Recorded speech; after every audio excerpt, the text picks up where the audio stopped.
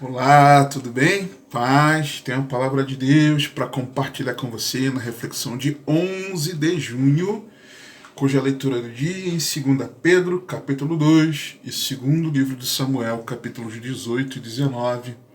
Vamos conversar sobre o caminho da justiça. Isso é muito importante. 2 Pedro, capítulo 2, versos 20 a 22, nos diz assim a santa e poderosa palavra de Deus. Porquanto, se depois de terem escapado das corrupções do mundo, pelo conhecimento do Senhor e Salvador Jesus Cristo, forem outra vez envolvidos nelas e vencidos, tornou-se-lhe o último estado pior do que o primeiro, porque melhor lhes fora não conhecerem o caminho da justiça, do que conhecendo-o, desviarem-se do santo mandamento que lhes fora dado. Deste modo, sobreveio-lhes o que por um verdadeiro provérbio se diz: o cão voltou ao seu próprio vômito, e a porca lavada ao espojadouro de lama. Interessante, Pedro aqui, ele diz o seguinte, verso 20: se depois de terem escapado das corrupções do mundo, pelo conhecimento do Senhor e Salvador Jesus Cristo.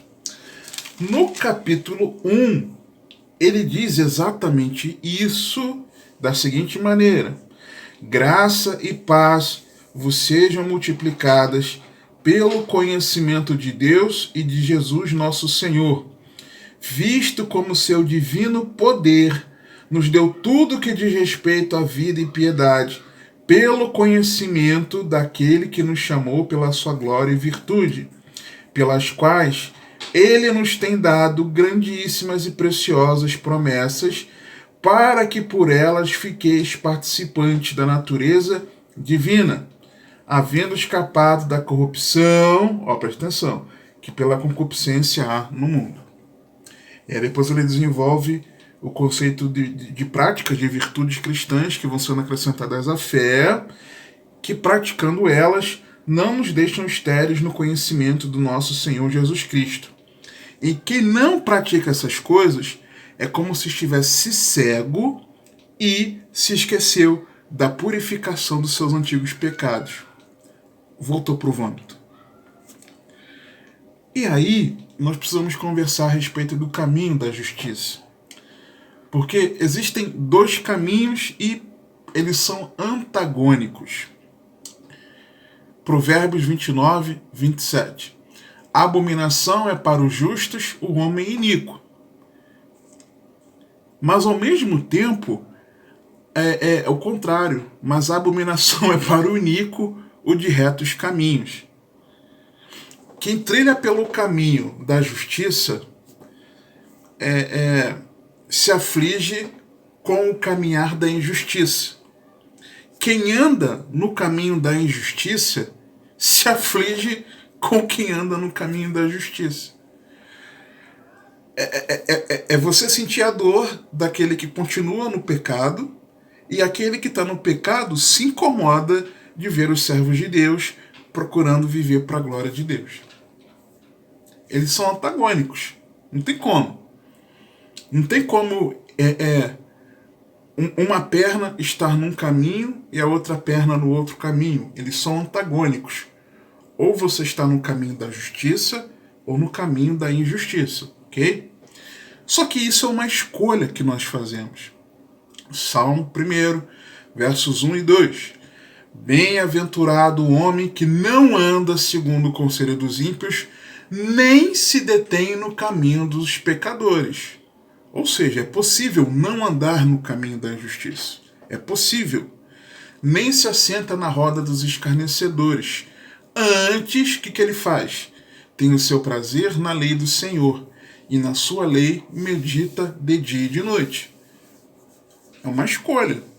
É possível não andar nesse caminho de injustiça, pelo contrário, andarmos no caminho da justiça pela palavra, pela observância da palavra. Deus conhece, e esse é o detalhe, É uma escolha nossa, mas que Deus conhece essa escolha. Ainda que exteriormente nós demonstremos algo que não seja a realidade interior, Deus conhece. Salmo 1, verso 6. Porque o Senhor conhece o caminho dos justos, porém o caminho dos ímpios perecerá. O mau caminho, o caminho da injustiça, leva ao erro. Provérbios 12, 26. O justo é mais excelente do que o seu próximo, mas o caminho dos ímpios faz errar. E o bom caminho, o caminho da justiça, ele preserva. Provérbios 16, 17. Os retos fazem o seu caminho desviar-se do mal. O que guarda o seu caminho preserva a sua alma. E é sábio discernir o caminhar. É você saber como você tem caminhado. Provérbios 14, 18. A sabedoria do prudente é entender o seu caminho, mas a estultícia dos insensatos é engano. Então a gente precisa saber como tem vivido. Isso vai trazer ou satisfação ou insatisfação. Provérbios 14, 14. O que no seu coração comete deslize, se enfada dos seus caminhos. Dá uma pausa aqui no versículo. Já viu aquela pessoa que às vezes chega e fala assim: rapaz, eu tô cansado de viver nessa vida. Eu tô cansado de viver nessa prática. Eu não aguento mais. Quando eu menos espero, tô eu caindo, fazendo isso de novo. Eu tô enfadado, tô cansado disso. Eu tô cansado de rotineiramente cometer esses deslizes. Possivelmente você vivenciou isso, ou talvez esteja vivenciando agora. Eu vivi isso. De chegar para o Senhor e falar: Senhor, eu não aguento mais. Eu não aguento mais viver dessa forma. Me ajuda. Continua o versículo 14 de Provérbios 14. Mas um homem bom fica satisfeito com o seu proceder. Por quê? Como é bom caminhar na justiça. Só que aí é importante discernindo esse caminhar, é importante ter um correto posicionamento. Lamentações 3, 39 a 40. De que se queixa, pois, o homem vivente? Queixe-se cada um dos seus pecados. Esquadrinhemos os nossos caminhos e provemo-los e voltemos para o Senhor. Então você precisa se avaliar, discernir como é que está esse teu caminhar, esquadrinhar o seu caminho, prová-lo e se voltar ao Senhor. Qual é o problema disso? É porque a autoavaliação, você por você mesmo, sozinho, no seu padrão, no padrão que você enxerga que é o certo, isso pode levar à perdição. Provérbios 16, 25. Há um caminho que parece direito ao homem, mas o seu fim são os caminhos da morte. Você pode achar que está vivendo bem, agradando a Deus. Mas será que está mesmo? Será que eu estou mesmo? A avaliação de Deus é que nos conduz à eternidade. Salmo 139, versos 23 e 24. Sonda-me, ó Deus, e conhece o meu coração. Prova-me e conhece os meus pensamentos. E vê se há em mim algum caminho mau. Por quê? Porque eu posso olhar com a minha avaliação errada, né? Vê se há em mim algum caminho mau e guia-me pelo caminho eterno. Então, quando o Senhor nos avalia, porque Ele nos sonda, Ele nos conhece, não há quem nos conheça melhor do que o próprio Senhor, que discirna com precisão como nós temos vivido, do que o próprio Deus. E fazendo isso, qual é a intenção de Deus? É Deus nos conduzir à eternidade, a nos manter trilhando nesse caminho de justiça, no caminho da justiça. E aí é muito interessante porque Deus ele levanta atalaias para trazerem alerta. Ezequiel 33, 7 a 9. A ti, pois, ó filho do homem, te constituí por atalaia sobre a casa de Israel. Tu, pois, ouvirás a palavra da minha boca e lhe anunciarás da minha parte, atalaia. Se eu disser ao ímpio, ó ímpio, certamente morrerás, e tu não falares, para dissuadir ao ímpio do seu caminho, morrerá esse ímpio na sua iniquidade. Porém, o seu sangue eu o requererei da tua mão. Mas, se advertires o ímpio do seu caminho, para que dele se converta e ele não se converter do seu caminho, ele morrerá na sua iniquidade. Mas tu livraste a tua alma. Então, esse Deus que conhece o caminhar, que tem a correta avaliação e tem a intenção de nos conduzir à eternidade, ele levanta pessoas para nos alertarem.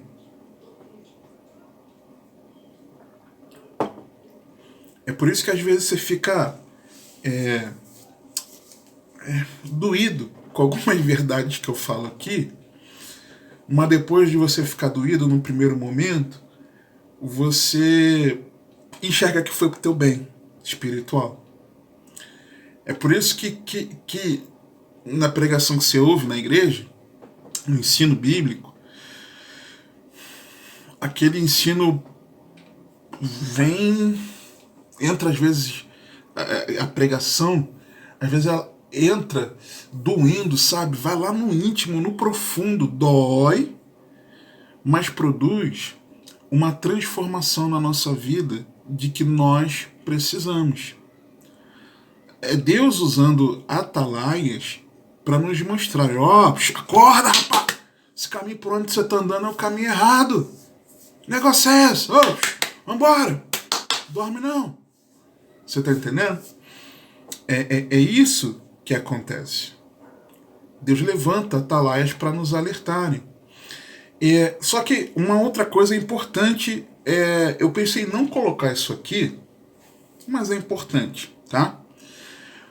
Por quê? Porque às vezes é um falso alerta. E não se escandalize por isso. Porque, olha que Ezequiel 13, 22 diz: visto que entristecestes o coração do justo com falsidade, não havendo eu entristecido, e fortalecestes as mãos do ímpio, para que não se desviasse do seu mau caminho, para conservá-lo em vida. Então existe o perigo, dois perigos aqui. Um é da gente deixar de confrontar quem tem que ser confrontado, naquilo que Deus está mandando a gente falar na palavra, sem saber especificamente o caso de um indivíduo. Mas Deus está querendo trazer um alerta, um confronto a partir de algum texto, e aquele que é o atalaia não quer fazer. Vamos dizer assim, alivia. Deixa de pregar aquilo, deixa de ensinar aquilo, deixa de refletir sobre aquilo, porque não quer gerar incômodo. Tá errado. Então, quem faz isso está fortalecendo as práticas, as mãos aqui, né? As práticas daquele que está no pecado. E isso acontecia comigo. Quando por eu não ser confrontado no meu pecado, eu ficava muito confortável. E a prática, as minhas mãos na prática, elas eram fortalecidas, continuando no erro. Mas tem o outro extremo também, é de que com falsidade querer entristecer, falar o que Deus não mandou falar, errar a mão, e querer confrontar sobre algo que Deus não está confrontando. Isso é muito perigoso também. Porque às vezes Deus não quer confrontar, não tem aquela situação para confrontar, e às vezes é possível o pregador, o professor, o irmão errar a mão. Isso acontece direto com aqueles que vão chamar para conversar, para aconselhar, sabe? É a pessoa querer confrontar algo que Deus não está confrontando. E eu me lembrei agora que mais cedo eu estava pensando sobre isso, sobre algo específico nisso, que é quando, ou foi ontem, não me lembro agora, quando a pessoa ela supõe situações. Eu estou vendo algo em relação a alguém.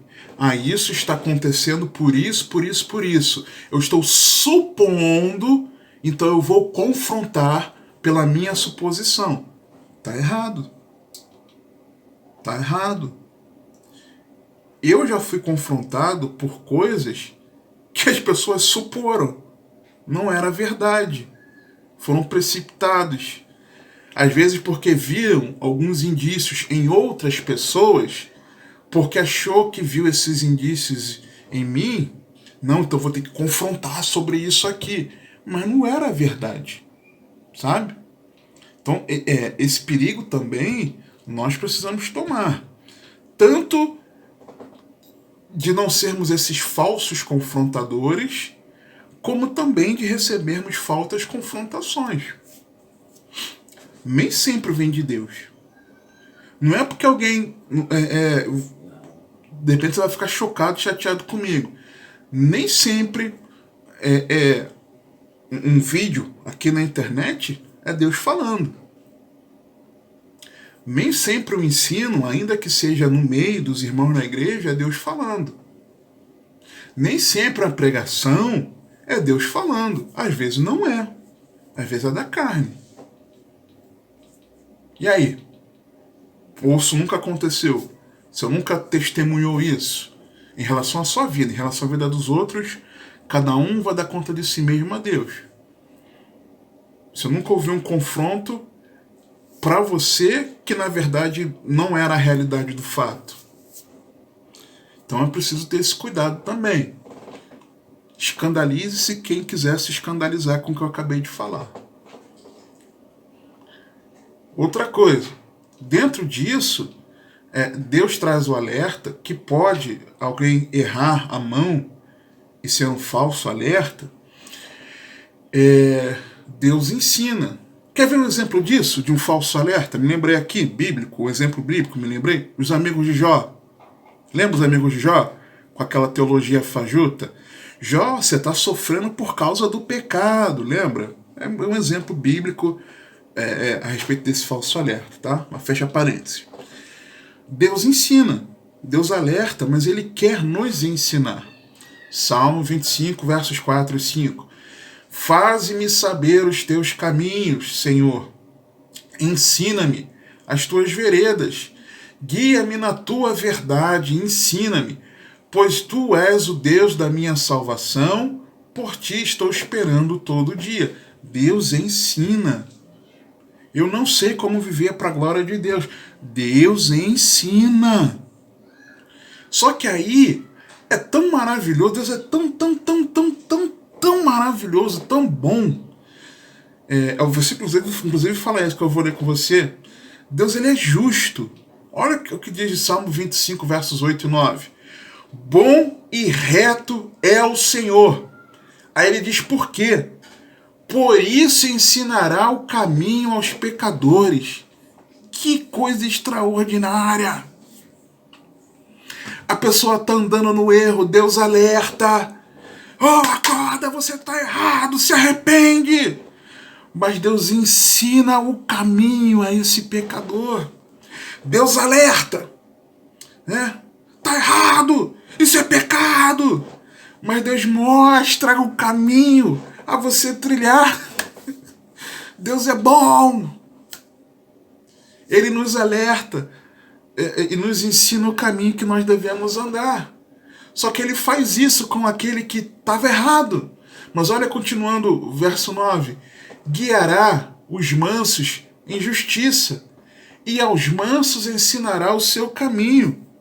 Ele ensina aquele que está no erro, mas ensina aquele que não está no erro, mas para que continue andando em justiça. Deus é justo. Deus é justo. Esse mesmo Deus que alerta e nos ensina, ele espera a conversão desse mau caminho. Ezequiel 33, 10 e 11. Tu, pois, filho do homem, dize à casa de Israel, assim falais vós, dizendo, visto que as nossas transgressões e os nossos pecados estão sobre nós, e nós desfalecemos neles, como viveremos então? Diz-lhes, vivo eu, diz o Senhor Deus, que não tenho prazer na morte do ímpio. E muitas vezes você vibra quando aquele que está na prática do crime morre, né? Quando sabe no noticiário que um malfeitor, um bandido, ele foi assassinado. Você vibra com isso, né? Ele diz menos um.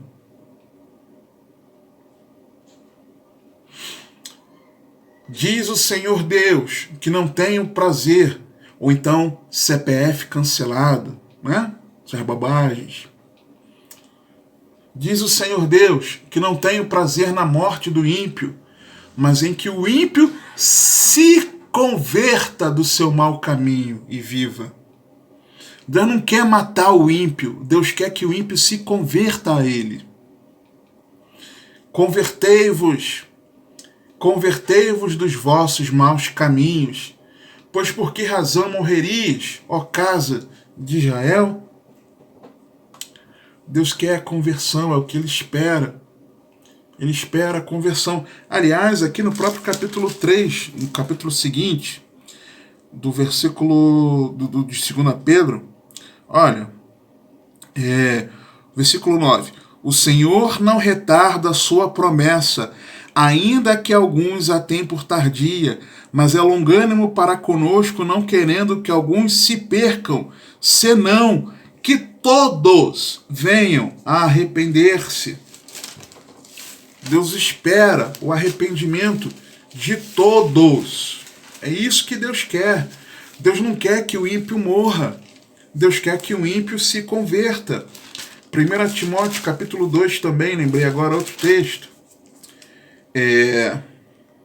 Presta atenção. Admoesto-te, pois, capítulo 2 de 1 Timóteo. Admoesto-te, pois, antes de tudo, que se façam súplicas, orações, intercessões e ações de graças por todos os homens. Todos. Inclusive pelos governantes.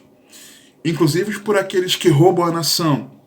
Inclusive por aqueles que não governam bem. Porque ele continua dizendo, pelos reis e por todos os que estão em eminência, para que tenhamos uma vida quieta e sossegada em toda piedade e honestidade. Porque isto é bom e agradável diante de Deus, nosso Salvador, que quer que todos os homens sejam salvos e venham ao conhecimento da verdade. Porque há um só Deus e um só mediador entre Deus e os homens, Jesus Cristo, homem, o qual se deu a si mesmo em preço de redenção por todos, para servir de testemunho a seu tempo. Então Deus quer que a pessoa se converta do seu mau caminho, do caminho da injustiça. Só que, mesmo diante do alerta de Deus e da possibilidade do aprendizado do caminho que deve se seguir, é possível desejar continuar no erro. É uma escolha, lembra que é uma escolha? Ezequiel 33, 17. Todavia, os filhos do teu povo dizem, não é justo o caminho do Senhor. Deus chama ao arrependimento. O Espírito Santo mostra para onde devemos andar. E aí nós resistimos ao Espírito Santo. E, não, desse jeito aí eu não quero viver não. Tá escrito na Bíblia, mas não quero não. Não, não, não, não, não, não. Desse jeito não. Vou ver do meu jeito. Aí continua o texto. Não é justo o caminho do Senhor, mas o próprio caminho deles é que não é justo. É possível, então, resistir ao Espírito Santo e desejar continuar o erro. Deus julgará. Simples assim. Ezequiel 33, 20. Todavia vós dizeis, não é justo o caminho do Senhor, julgar-vos-ei a cada um conforme os seus caminhos, ó casa de Israel. Bom, olhando para o nosso contexto, enquanto na primeira epístola, Pedro estava alertando do paralelo do agora, lembra? Do paralelo do agora? Um pouco contristados por conta do sofrimento na caminhada de fé, mas com uma alegria indescritível pelo prazer de termos a Cristo, amando e nos alegrando nele com gozo indescritível, inenarrável, mesmo sem ainda vê-lo. Primeira carta. Vem alertando sobre, aguenta firme, anda em santidade, fica firme na fé, mesmo diante ao sofrimento. Olha, isso vai glorificar a Deus. Isso é que é permanecer na graça. Esteja vigilante, cuidado com aquele que ruge como um leão, buscando quem possa tragar, fica firme. Todos os irmãos em toda a terra estão passando por sofrimento, vamos lá. Alertando sobre isso, primeira carta. Na segunda já, ele fala dos perigos não dos externos, mas do perigo dentro do arraial. Por meio dos falsos ensinos, por meio do escárnio, por meio do engano. Os perigos de dentro. Versos 1 a 3 aqui do capítulo 2, nós vemos algumas coisas importantes. E também houve entre o povo falsos profetas, como entre vós haverá também falsos mestres, que introduzirão encobertamente heresias de perdição dentro, tá? E negarão o Senhor que os resgatou. Não está falando do perdido, está falando dos crentes. Trazendo sobre si mesmos repentina desperdição. E muitos seguirão as suas dissoluções, pelos quais será blasfemado o caminho da verdade, o caminho da justiça. E por avareza farão de vós negócio com palavras fingidas, sobre os quais já de largo tempo não será tardia a sentença e a sua perdição não dormita. Então a mesma gravidade dos falsos profetas no Antigo Testamento se aplica ao falso mestre agora aqui na Nova Aliança. Agindo danosamente na vida espiritual dos seus ouvintes, eles passam uma falsa sensação de segurança com a palavra distorcida, que sutilmente é absorvida como verdade, pois eles já desprezaram o fundamento que é Cristo. Eu assisti um vídeo anteontem, de um pregador aí, chamado pastor, que disse que a Bíblia, a nossa leitura da Bíblia precisava ser reinterpretada numa atualização bíblica, para que houvesse uma inclusão, fôssemos inclusivos, que ele falava sobre, já que estamos na graça, nós podemos pecar. E ele dá alguns exemplos lá de algumas práticas que são pecado. E as pessoas que congregam lá na igreja, lá, que ele pastoreia, estão lá felizes. É isso aí, Deus é amor. Sabe? Então, Pedro estava alertando isso aqui. Outra coisa, e uma das evidências desses falsos mestres é que muitas vezes eles arrastam multidões. Vê aqui no YouTube quanto tem falso mestre com milhares, às vezes milhão, às vezes com alguns milhões de seguidores nos canais. Por exemplo, ontem, aliás, o YouTube me sugeriu o vídeo de um tal profeta aí, que não são inscritos nesse canal, mas me sugeriu, ele falou umas bobagens lá sobre umas coisas lá. Aí eu fui ver o canal dele, o rapaz tem mais de 1 milhão de inscritos. Falando bobagem. Travestida de palavra de Deus. Minha esperança é que haja uma conversão genuína, lembra? Que Deus espera que haja conversão. Uma outra característica é que a palavra fingida é aplicada com muita meticulosidade, sabe? Com muito jeito, por puro interesse pessoal. Versículo 3 aqui. Só que o texto diz que a sentença já está dada e a punição vem, se não houver arrependimento. No versículo 4, começam os exemplos daqueles que não foram poupados por Deus. Diz assim o texto: porque se Deus não poupou aos anjos que pecaram, mas havendo-os lançado no inferno, os entregou às cadeias da escuridão, ficando reservados para o juízo. Ah, tá falando daqueles anjos, dos filhos de Deus, daquele capítulo, daquele livro. Não vamos entrar nesse caso aqui, tá? Mas aqui claramente se refere a anjos que não guardaram sua posição, e certamente os que se rebelaram contra Deus, tá? A partir do versículo 5, nós vemos duas coisas muito importantes aqui. O caminho da justiça, ele precisa ser anunciado, pregado. Neste momento aqui, eu estou anunciando o caminho da justiça por meio dessa reflexão, cujo título é O Caminho da Justiça. Porém, não basta eu anunciar esse caminho, proclamar esse caminho. O caminho da justiça é para ser vivido.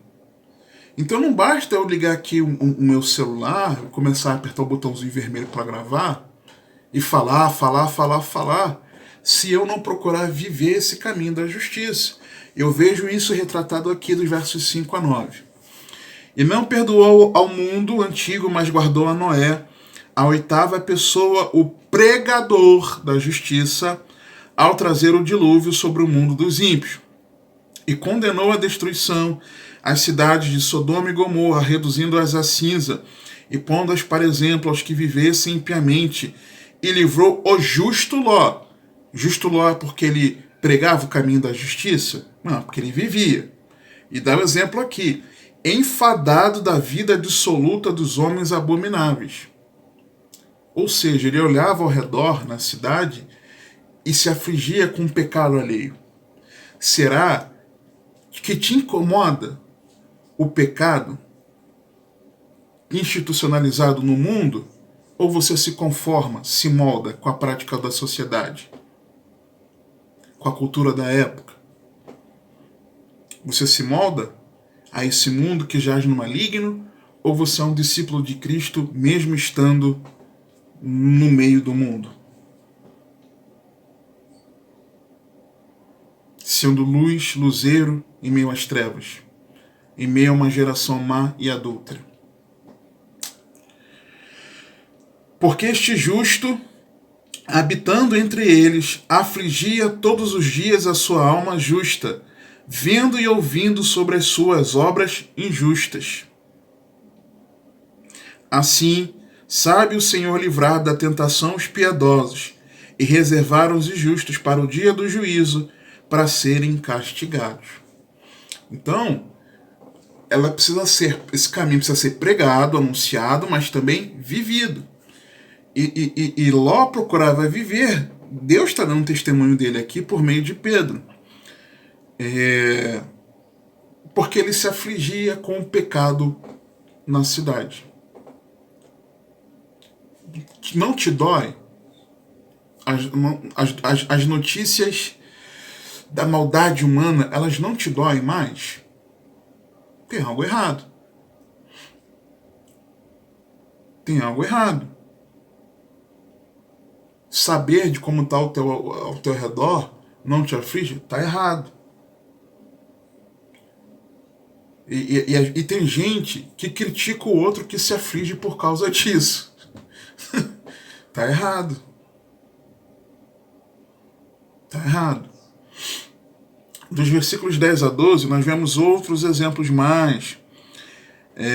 Mas principalmente aqueles que, segundo a carne, andam em concupiscências de imundícia, desprezam as autoridades, atrevidos, obstinados, não receando blasfemar das dignidades, enquanto os anjos, sendo maiores em força e poder, não pronunciam contra eles juízo blasfemo diante do Senhor. Mas estes, como animais irracionais que seguem a natureza, feitos para serem presos e mortos, blasfemando do que não entendem, perecerão na sua corrupção. Aí dos versos 13 a 17, Pedro dá ênfase aqui em dizer que o galardão é conforme a escolha dos caminhos.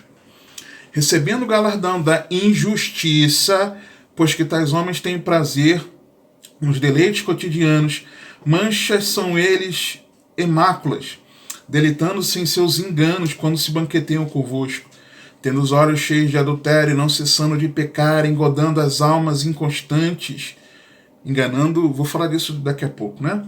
Tendo o coração exercitado na avareza, filhos de maldição, os quais, maldito, né? Bom português. Os quais, deixaram o caminho direito,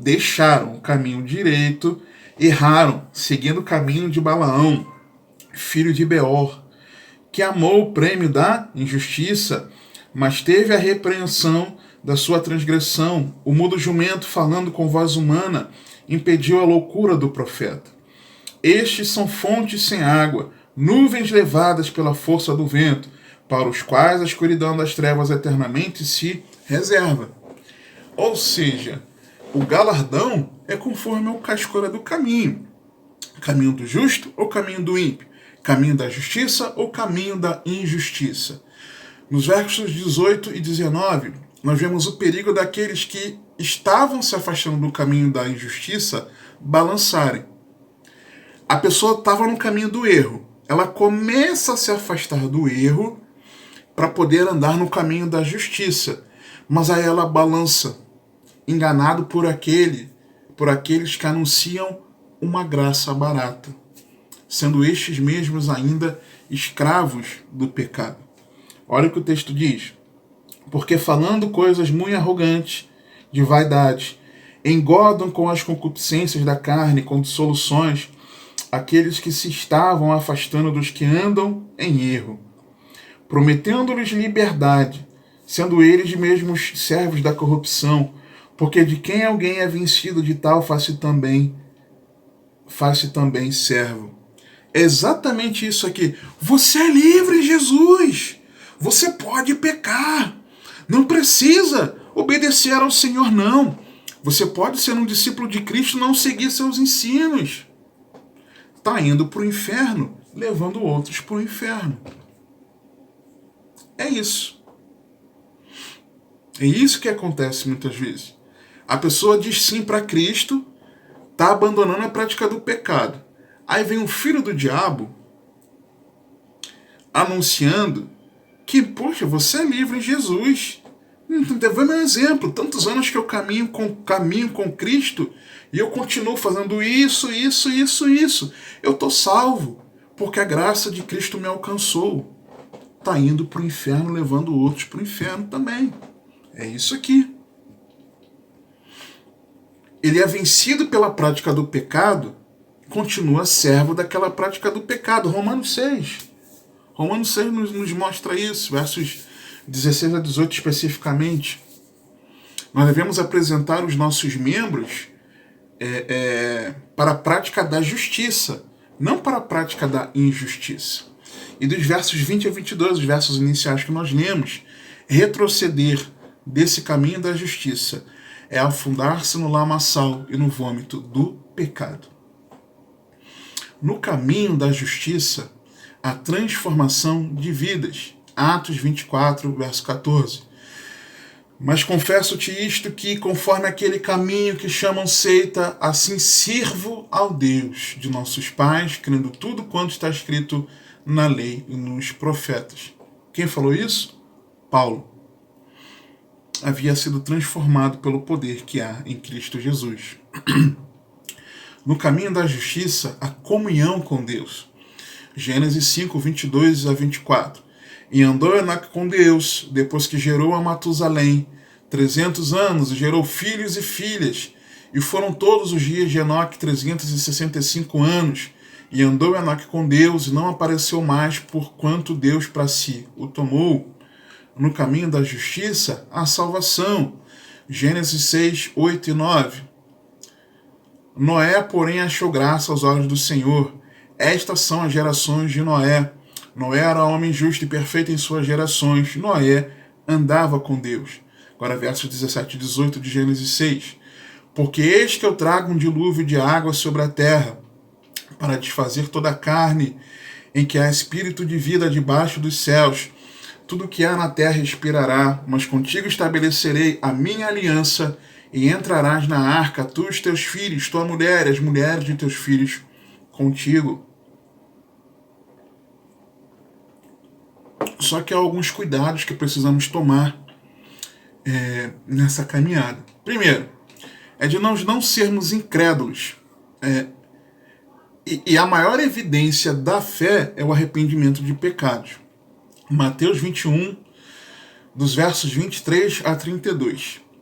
E chegando ao templo, acercaram-se dele, estando já ensinando os príncipes dos sacerdotes e os anciãos do povo, dizendo: com que autoridade fazes isto?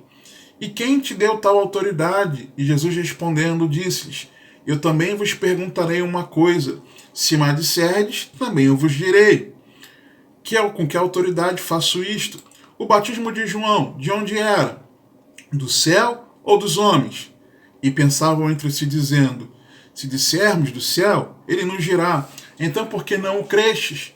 E se dissermos dos homens, tememos o povo, porque todos consideram João como profeta. E respondendo a Jesus, disseram: não sabemos. Ele disse-lhes: nem eu vos digo com que autoridade faço isto, mas que vos parece? Um homem tinha 2 filhos, e dirigindo-se ao primeiro disse: filho, vai trabalhar hoje na minha vinha. Ele, porém, respondendo, disse: não quero. Mas depois, arrependendo-se, foi. E dirigindo-se ao segundo, falou-lhe de igual modo. E respondendo ele, disse: eu vou, Senhor. E não foi. Qual dos 2 fez a vontade do Pai? Disseram-lhe eles: o primeiro. Disse-lhe Jesus: em verdade vos digo que os publicanos e as meretrizes entram adiante de vós no reino de Deus. Porque João veio a vós no caminho da justiça, e não o crestes, mas os publicanos e as meretrizes o creram. Vós, porém, vendo isto, nem depois vos arrependestes para o crer. Então, talvez você ainda permaneça na prática de um caminho justo, porque na verdade você não creia. Outro perigo: não seja curioso. Atos 24, 22.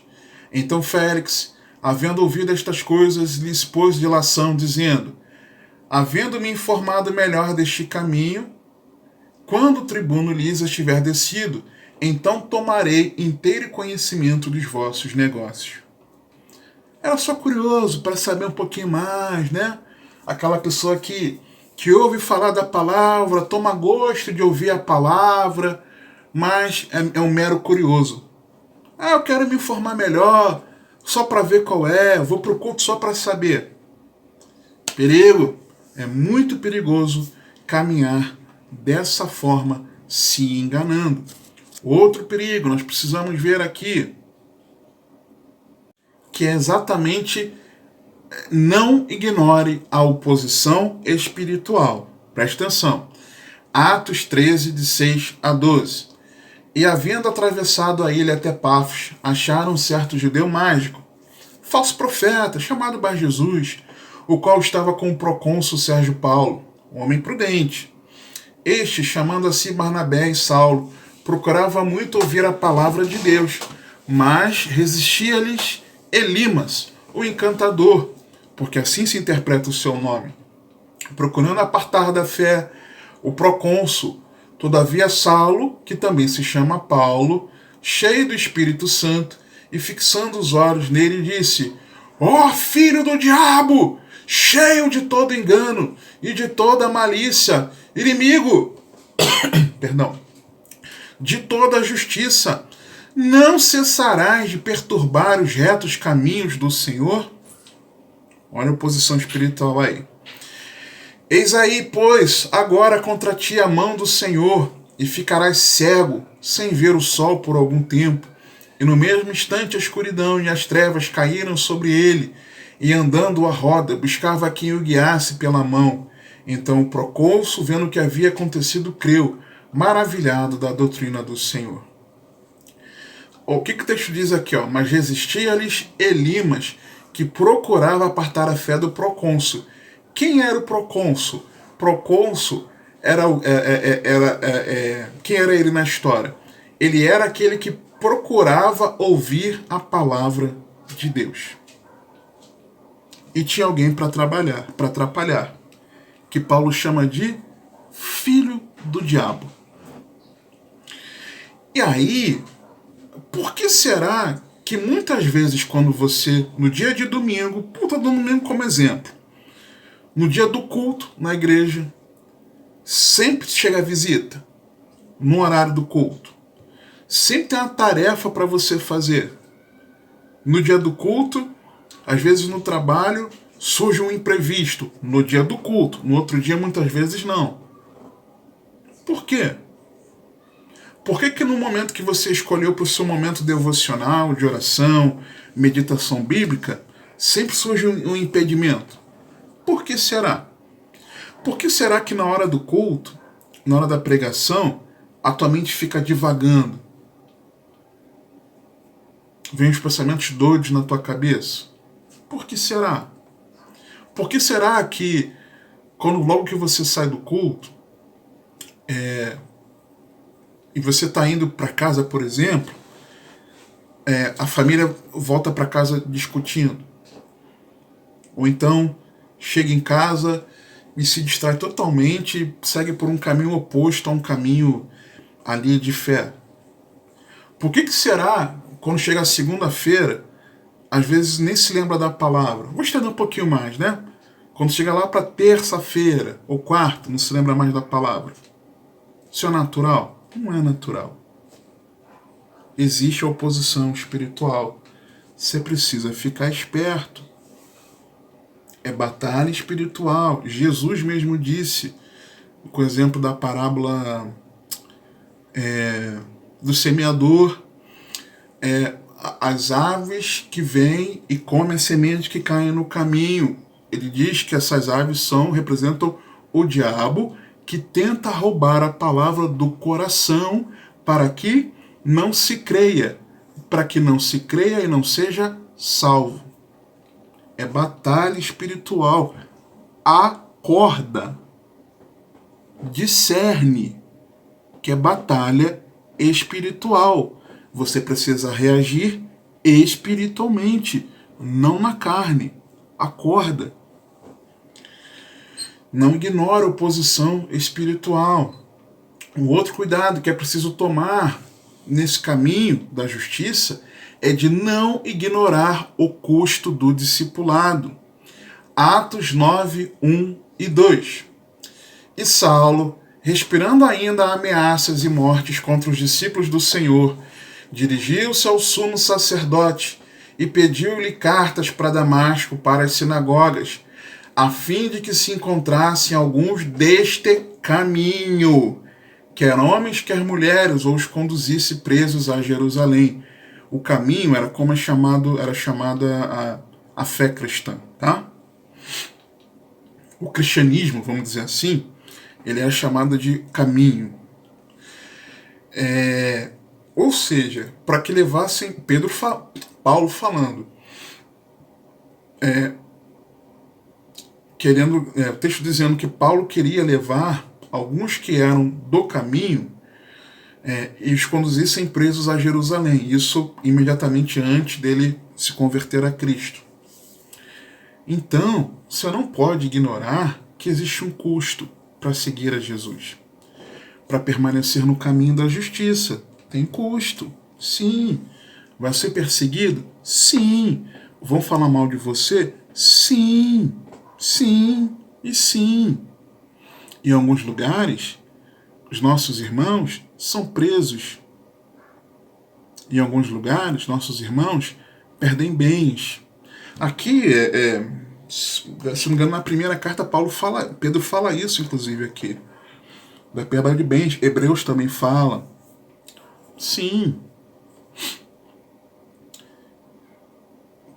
Em alguns lugares, irmãos são torturados e mortos. Sim. Hoje, nos dias de hoje. Em alguns lugares, os locais de culto são fechados. Sim. São incendiados, vandalizados. Sim. Os irmãos são denunciados. Se reúnem às escondidas. Sim. Sim. Perdem empregos. Sim. Perdem oportunidades. Sim. Perdem até família. Sim. E nós não podemos ignorar o custo do discipulado. Não podemos. E às vezes, por ignorarmos o custo do discipulado, desses que fazem parte do caminho da justiça, os verdadeiros discípulos de Cristo, você fica se doendo e pensa em desistir. Por quê? Porque você não está tomando a sua cruz sobre si a cada dia, disposto, inclusive, a perder a sua vida por amor a Cristo e ao Evangelho. Um outro cuidado que nós precisamos tomar é de não mantermos as velhas estruturas. Não mantenha as velhas estruturas. Jesus chegou na sua vida a transformação, novidade de vida. Atos 19, 23 a 27, era Paulo fazendo a obra na Ásia, na Ásia Menor, especificamente em Éfeso. E ali em Éfeso, Paulo faz um estrago no mundo espiritual. Muitos se convertendo por toda a Ásia, crentes sendo revestidos do poder do alto, sendo batizados no Espírito Santo, pecadores publicamente confessando seus pecados, pessoas envolvidas nas artes mágicas entregavam seus livros de magia e queimando publicamente, a ponto de montar o montante ali do custo, do valor daqueles livros, ser hoje algo em milhões e milhões de dólares. O texto diz isso lá em Atos 19. Dos milhares lá de denários que corresponderiam a milhões na moeda no dia de hoje. Era um estrago que estava acontecendo. Na cidade guardiã da entidade, se não uma das entidades mais cultuadas no mundo antigo, eles eram guardiães, e o templo dela era considerado o templo mundial daquela entidade, considerada uma das maravilhas do mundo antigo. Era um estrago que estava acontecendo ali. E olha o que o texto relata. E naquele mesmo tempo houve um não pequeno alvoroço acerca do caminho. Já te expliquei o que é o caminho aqui. É a fé cristã. Porque um certo ourives da prata, por nome Demétrio, que fazia de prata nichos de Diana, não dava pouco lucro aos artífices, aos quais, havendo-os ajuntado com os oficiais de obras semelhantes, disse: Senhores, vós bem sabeis que deste ofício temos a nossa prosperidade. Você imagina, o povo era muito idólatra, tá? E o mundo chegava lá. No templo aos Efésios, a cidade, tá, de Éfeso, o templo de Diana dos Efésios, o que acontecia? Cada rei, cada governante do mundo, ele mandava construir, edificar uma coluna de mármore. Algumas eram cravejadas de pedras preciosas e revestidas de ouro. Tinha, se eu não me engano, 127 colunas dessas no templo, representando cada nação. É como se tivesse uma do Brasil, uma dos Estados Unidos, uma da Rússia, uma da Ucrânia, uma da China, uma do Canadá, uma da África do Sul, uma do Níger, uma da França, da Inglaterra, da Turquia, da Síria, sabe? Do Japão, da Índia, uma de cada nação. 127, tá? Ali. Então era muito idólatra. Aí continua o texto aqui. E bem vedes e ouvis que não só em Éfeso, mas até quase em toda a Ásia, este Paulo tem convencido e afastado uma grande multidão. Muitos deixaram de ser idólatras porque estavam se convertendo a Cristo, dizendo que não são deuses os que se fazem com as mãos.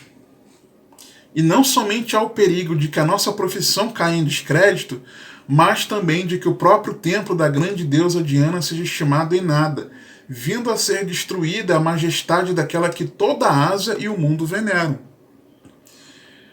Ou seja, quando o evangelho chega, ele abala as velhas estruturas. O problema é o evangelho chegar e você querer continuar o mesmo. Você não vai conseguir perseverar no caminho da justiça. É simples assim. O outro cuidado, não endureça o coração. Atos 19, 8 e 9. E entrando na sinagoga, falou ousadamente por espaço de 3 meses, disputando e persuadindo-os acerca do reino de Deus. Mas como alguns deles se endurecessem e não obedecessem, falando mal do caminho perante a multidão, retirou-se deles e separou os discípulos, disputando todos os dias na escola de um certo tirano o nome, né, dele, não a característica.